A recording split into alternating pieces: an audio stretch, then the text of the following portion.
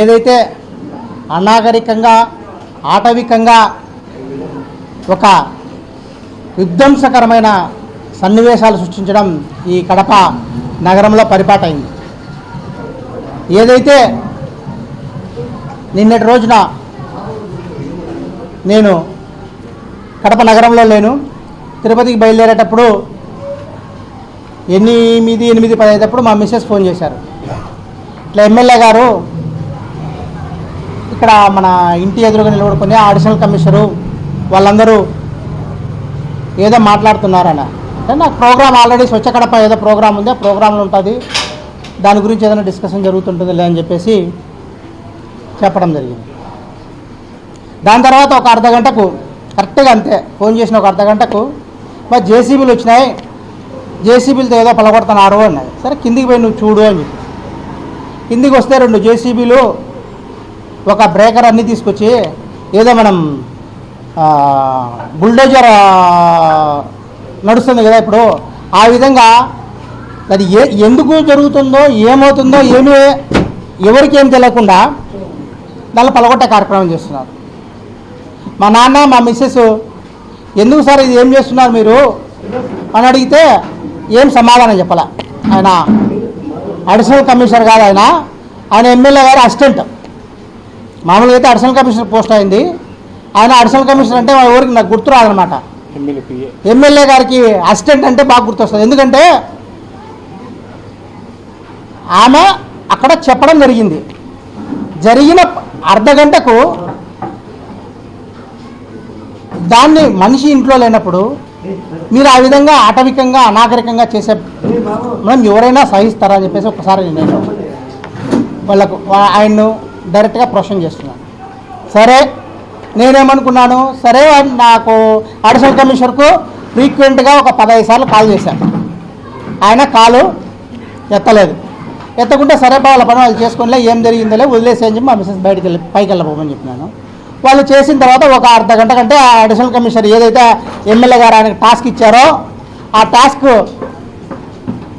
Complete అయిపోతుందనే ఉద్దేశంతో నాకు phone చేశాడు. సార్ కాల్ చేశారు, ఏం సార్ అని. ఏం చేస్తున్నారు సార్ అక్కడ మీరు, ఎంత పలగొడుతున్నారంట ఏమని అంటే, మాకు ఇప్పుడు ఇక్కడ ఎమ్మెల్యే గారు వచ్చింటే కంప్లైంట్ వచ్చింది అన్నారు. సార్ కంప్లైంట్ ఎవరైనా ఇచ్చారా, లేకపోతే ఏదంటే లేదండి ఇది మాకు ఎమ్మెల్యే గారు చెప్పారని ఫస్ట్ నాతో. అంటే అదే సార్ పబ్లిక్ ఎవరైనా కంప్లైంట్ పెట్టారా మీ ఎమ్మెల్యే మేడం గారికి, లేకపోతే ఏంటి ఇది ఉన్నట్టున్నంత అవుట్ నేను ఊర్లో లేని టైంలో ఎందుకు ఊరికే ఫ్యామిలీ వాళ్ళని భయభ్రాంతులకు గురి చేస్తారు, మీరు ఏదైనా అట్లా కంప్లైంట్ ఇచ్చింటే చెప్పండి, నేను అది కట్టి దాదాపు 4 సంవత్సరాలు అవుతుంది. 4 సంవత్సరాల నుంచి కూడా నా ఇంటి పక్కన వాళ్ళు ఈ పక్క వాళ్ళు ఎవరు కూడా అబ్జెక్షన్ చేయలేదు. ఎందుకంటే నేను అది ఎక్కడ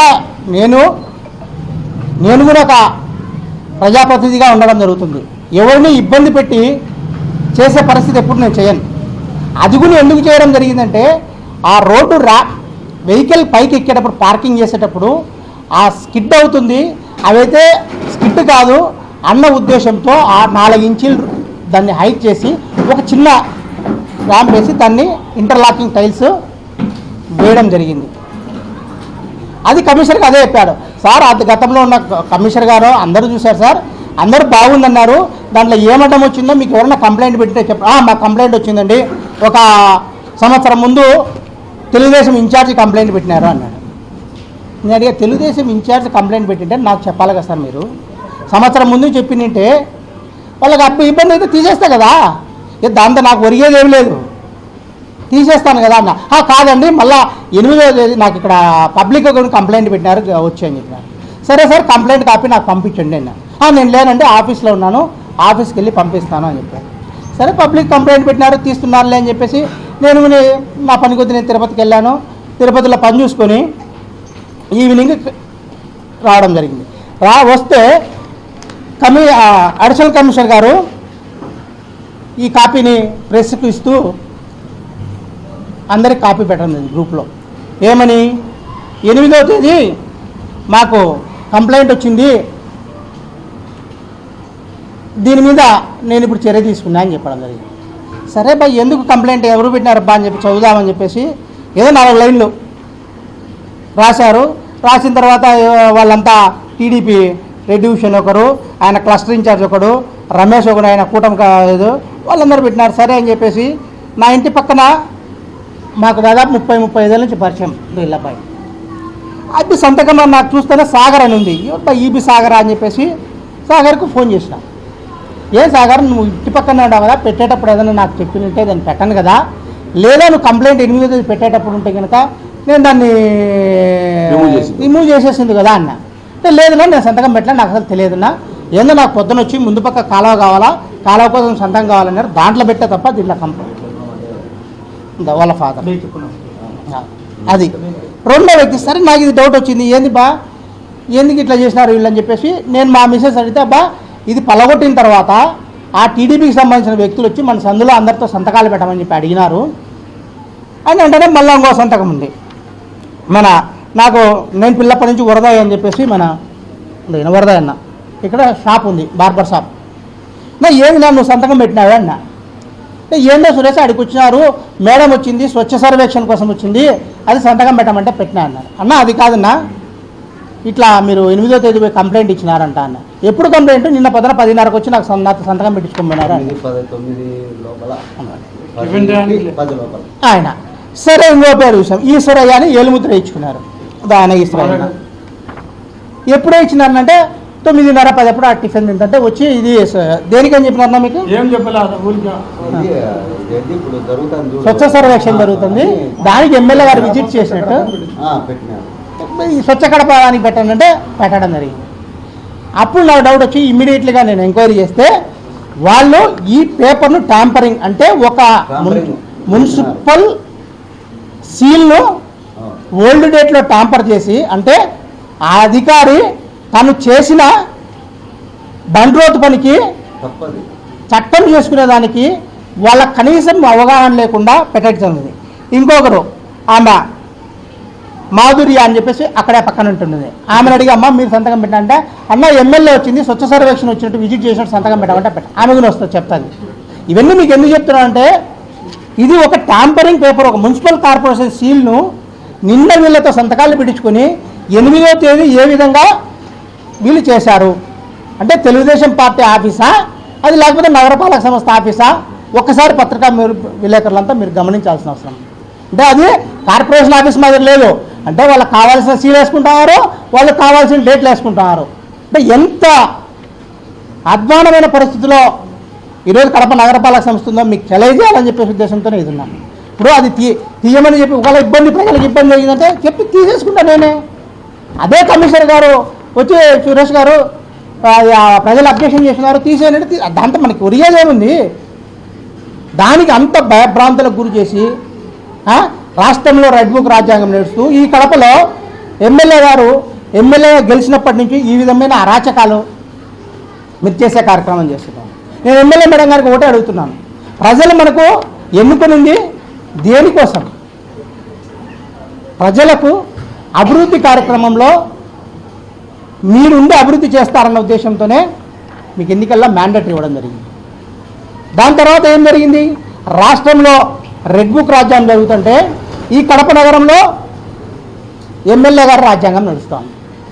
మీకు అదే ఎగ్జాంపుల్ చెప్తున్నాను. ఎమ్మెల్యే గెలిచిన వెంటనే మొట్టమొదటిసారిగా మన మైనార్టీ నాయకుడు అక్బర్ ఆయన ఇన్ఛార్జ్ ఆ వార్డుకు, వాళ్ళ అక్క కార్పొరేటర్గా ఉన్నాడు.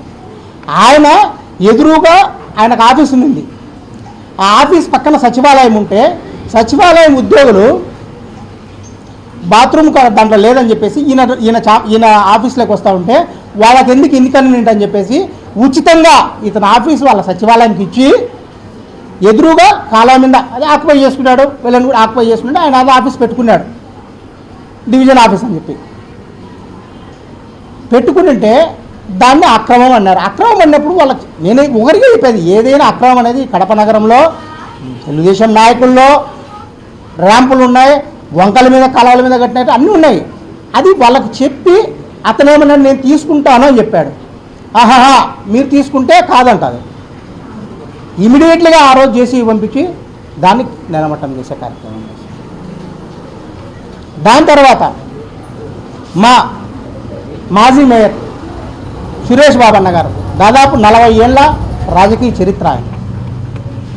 జెడ్పీ చైర్మన్గా ఇన్ని చేసిన తర్వాత కేవలం చిన్న ఇష్యూ, ఒక లైవ్ డిబేట్లో ఈ క్లాప్ ప్రోగ్రామ్ గురించి డిబేట్ వస్తే మీరు క్లాప్ ప్రోగ్రామ్స్ వెహికల్ తీసినారు, మాకు డబ్బులు ఇవ్వడం లేదు, దానివల్ల చెత్త పేరకపోయిందని ఒక మాట అన్నదానికి వాళ్ళ ఇంటికి తెలుగుదేశం పార్టీ కార్యకర్తలు పంపించి ఆయన ఇంట్లో లేని టైంలో వాళ్ళ ఇంట్లో చెత్త నానాక గడ్డి వేసే కార్యక్రమం చేయడం డైపర్ల సహా చెప్పుకుంటే అసహ్యం ఆ కార్యక్రమం చేశారు. దాని తర్వాత మా ఫయాజ్ అని చెప్పేసి మా కాగితాలపేటలో ఉంటాడు, ఆ అబ్బాయి ఎన్నికలప్పుడు ఏదో చిన్న ఘర్షణ వాతావరణం జరిగిందని ఎన్నికలు అయిపోయిన వెంటనే పక్కింట్లో వాళ్ళు ఏదో గలాట పడ్డారు. గలాట పడితే ఆ అబ్బాయి మీద ఫోక్సో కేసు పెట్టారంటే ఒకవేళ పోనీలే పిల్లోడు ఫోక్సో పెట్టినారనుకోవచ్చు. 80 ఏళ్ళ రిటైర్డ్ హెడ్ మాస్టర్ అతని మీద ఫోక్సో కేసు పెట్టించి సబ్ జైలు పంపించే కార్యక్రమం చేశారు. అంటే ఎంత అరాచకంగా ఈ కడప నగరంలో జరుగుతుందో మీరు ఒకసారి గమనించాలి పత్రికా సోదరులందరూ కూడా. అది అయిపోయిన తర్వాత మా జిల్లా అధికార ప్రతినిధి జయచంద్రారెడ్డి గారు ఆయన ప్రెస్ మీట్లో ఏదో వాళ్ళు డెవలప్ చేయలేదనో ఇంకోటో మాట్లాడారని చెప్పేసి వాన పడి అర్ధరాత్రి సాయంకాలం వానలు పడుతుంటే అక్కడ కాంప్లెక్స్ ఉంది, వైఎస్ఆర్ కాంప్లెక్స్. ఆ కాంప్లెక్స్కి సంబంధించి ఎక్కడ అడ్డం కనపల్లా, సేమ్ అందరూ ఒకే మాదిరి వేసుకున్నారు. కానీ ఎవరైతే ఈయన జయచంద్రారెడ్డి ఉన్నారో వైఎస్ఆర్ కాంగ్రెస్ పార్టీకి సంబంధించిన అతన్ని ఆయన యొక్క షాప్ ముందర మొత్తం లోపలికి పోకుండా జేసీబీతో పెరికిచ్చే కార్యక్రమం చేయాలి. దాని తర్వాత అనేక విధాలుగా వైఎస్ఆర్ కాంగ్రెస్ పార్టీ ఎవరు క్వశ్చన్ చేస్తే వాళ్ళ మీద కేసులు బుక్ చేయడము, వాళ్ళని అరెస్ట్ చేయడము. ఎక్కడ ప్రజాస్వామ్యంలో ఉన్నామా లేకపోతే మనం ఎక్కడున్నామో అర్థం కావాలి. ఎమ్మెల్యేగా మీకు ఇచ్చిన మ్యాండేట్ ఏంటి? మీరు కడప ప్రజల్లో వైఎస్ఆర్ కాంగ్రెస్ పార్టీ తర్వాత అభ్యర్థి మీద మీరు గెలవడం జరిగింది. గెలిచిన తర్వాత మీరు చెప్పారు, ఏమని చెప్పారు? ఇది ఒక చరిత్ర సృష్టించినాము అని చెప్పేసి. చరిత్ర సృష్టించినది ప్రజలు ఇచ్చింది. చరిత్ర సృష్టించడానికి ఇట్లా వైఎస్ఆర్ కాంగ్రెస్ పార్టీ వాళ్ళ మీద ప్రజల మీద వాళ్ళ విధ్వంసము ఆటవిక రాజ్యం చేయడానికి కాదండి మేడం. మీకు మ్యాండేట్ ఇచ్చింది వైఎస్ఆర్ కాంగ్రెస్ పార్టీ వాళ్ళు చేసిన దానికంటే మెరుగైన అభివృద్ధి చేస్తారు అని చెప్పేసి మీకు ఎన్నికల్లో మ్యాండేట్ ఇవ్వడం జరిగింది. దాంట్లో భాగంగా మేము ఒకటే ఎమ్మెల్యే మేడం గారికి విజ్ఞప్తి చేసండి, మీరు ఏం అభివృద్ధి కార్యక్రమాలు చేశారు? వైఎస్ఆర్ కాంగ్రెస్ పార్టీ మీద చరిత్ర సృష్టించాలన్నారు.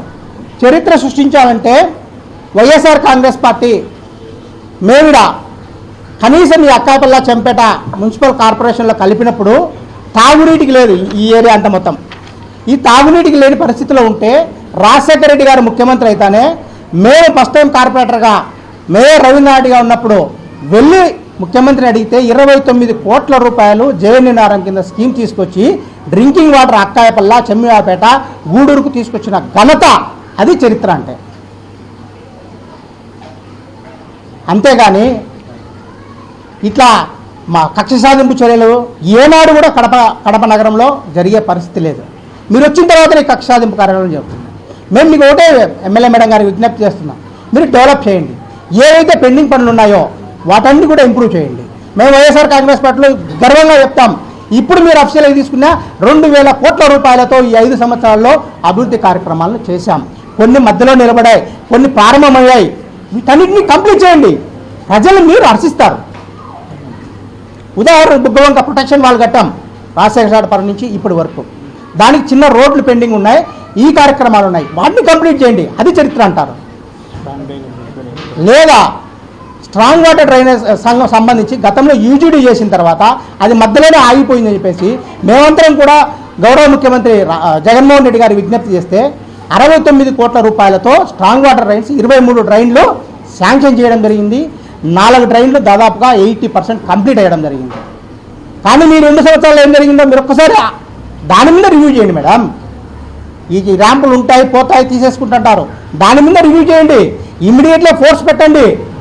కనీసం ఈ 2 సంవత్సరాల్లో 10% కూడా ముందుకు పోని పరిస్థితి స్ట్రాంగ్ వాటర్ డ్రైన్కి సంబంధించి. దాన్ని కంప్లీట్ చేస్తే మీరు చరిత్ర సృష్టించిన వాళ్ళు అవుతారు.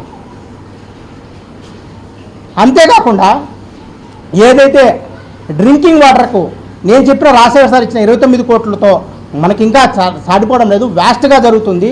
ఎస్ఎస్ ట్యాంక్ దీనికి మన కడప నగరానికి లేదన్న ఉద్దేశంతో ఇదే ముఖ్యమంత్రి జగన్మోహన్ రెడ్డి గారి దృష్టికి మా ఎంపీ అవినాష్ రెడ్డి గారు అయితేనేమి, డిప్యూటీ సీఎం అంజద్ బాషా గారు అయితేనేమి, మా మేయర్ సురేష్ అన్న గారు అయితేనేమి అందరిపై రిక్వెస్ట్ చేస్తున్నాం, శాశ్వత మంచినీటి పథకం కడప నగరానికి కావాలి అని.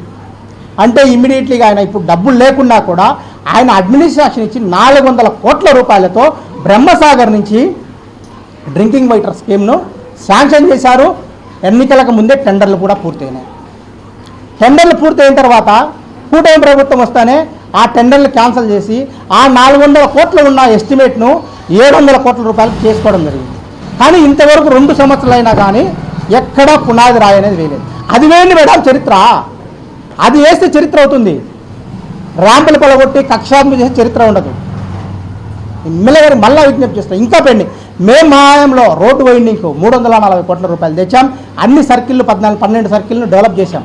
వైఎస్ఆర్ కాంగ్రెస్ పార్టీ 5 ఏళ్ల ప్రభుత్వంలో అన్ని సర్కిల్ మీరు వెరిఫై చేసుకోండి. చేసినాం. ఒక సర్కిల్ ఏదైతే పాత బస్టాండ్లో జ్యోతిరావు పూలే దానికి సంబంధించిన దాని సర్కిల్ను మా టైంలో కంప్లీట్ చేసి దాన్ని ఓపెనింగ్ చేయడానికి 2 ఐమాక్స్ లైట్ పెట్టాలంతే. 2 సంవత్సరాలైనా ఇంతవరకు బీసీకి ఆశాజ్యోతి అయినటువంటి మహాత్మారావు జ్యోతి పూలే యొక్క విగ్రహాన్ని ఓపెన్ చేసేదానికి టైం మీకు లేదు. బీసీల మీద దాడులు చేయడానికైతే మీకు కరెక్ట్గా టైం ఉంటుంది. ఇవన్నీ ఎందుకు చెప్తున్నానంటే ఇది ప్రజలు మీకు ఇచ్చిన ఒక మ్యాండేట్ను సద్వినియోగం చేసుకోండి. ఎవరో వాళ్ళు చెప్పారు, ఇంకా ఉన్నాయి మనకు. ఏవైతే మన నెహ్రూ పార్కుకు నేను మేయర్గా ఉన్నప్పుడు దానికి అక్కడ ఉన్నటువంటి అందరూ రిక్వెస్ట్ చేసుకుంటే 50 లక్షల రూపాయలతో దానికి టెండర్లు పిలిచాం. హుటాహుటిన మేము ఎక్కడ ఓపెన్ చేస్తామని చెప్పేసి హుటాహుటిన మీరు వెళ్ళి టెంకాయ కొట్టారు. మార్చి 17వ తేదీ టెంకాయ కొట్టారు. ఇప్పటి వరకు చిన్న పొరకపుల్లా పక్కన వేసిన చరిత్ర లేదు. అలంకాన్పల్లకు సంబంధించి ఒక డ్రైనేజ్ కూడా గ్రాంట్లో 1,32,00,000తో వర్క్ జరుగుతుంది. దాదాపుగా 4 నెలలు అవుతుంది. అక్కడ ఎస్సీలు దండు అడిగిన వారికి సంబంధించి 3 నెలలు అయిపోతుంది. డ్రింకింగ్ వాటర్ లేక వాళ్ళకు ట్యాంకర్లతో పంపిస్తున్నారు. దాన్ని మార్చండి మేడం. ఒకసారి మీరు వెళ్ళి ఆ దండులో అడగండి, తెలుస్తుంది ఎంత ప్రజలు ఇబ్బంది పడుతున్నారో అని చెప్పేసి. అంతేగాని దీన్ని మీకు ఇచ్చిన టయాన్ని ఈ విధంగా వృధా చేసుకోవద్దని చెప్పేసి చెప్పాను. రోడ్డు వైండింగ్ ట్యాండి డబ్బులు ప్రభుత్వం దగ్గర ఒత్తిడి తీసుకోరండి. మా హయాంలో మేము చేశాం. యాజ్ ఎ కార్పొరేటర్గా నేను 1,30,00,000తో శ్మశానం ఈ కడప నగరంలోనే మోడల్ శ్మశానంగా తీర్చిదిద్దినదాన్ని. అక్కాయపల్ల పార్క్ మీరేదైతే ఇప్పుడు తెలుగుదేశం పార్టీ ఆఫీస్ కట్టుకుంటున్నారో దాని పక్కన 1,80,00,000 రూపాయలతో ఒక నూతన పార్క్ నిర్మించినాను. ఇదే పాకా సురేష్ కుమార్ అన్నారు. ఎక్కడ అవినీతికి పాల్పడే పరిస్థితి పాకా సురేష్ కుమార్ ఎక్కడా చేయలేదు. చేసింటే ప్రజలు ఇన్నిసార్లు నాకు మ్యాండేట్ ఇచ్చే పరిస్థితి ఉన్నదని చెప్పేసి కూడా మీకు తెలియజేస్తున్నాను. అంతేకాదు అక్కాయపల్ల ప్లాజా దగ్గర ఉంది. ప్లాజాను 80 లక్షల రూపాయలతో అక్కడ సుందరవదనంగా తీర్చిదిద్దడం జరిగింది. అట్లా చేయండి మేడం. అది మనకు ప్రజలు మన్నన పొందాలంటే ప్రజల మన్నన పొందాలంటే ప్రజల అవసరాలు తీర్చాలి. మనం వ్యక్తిగత కక్షలు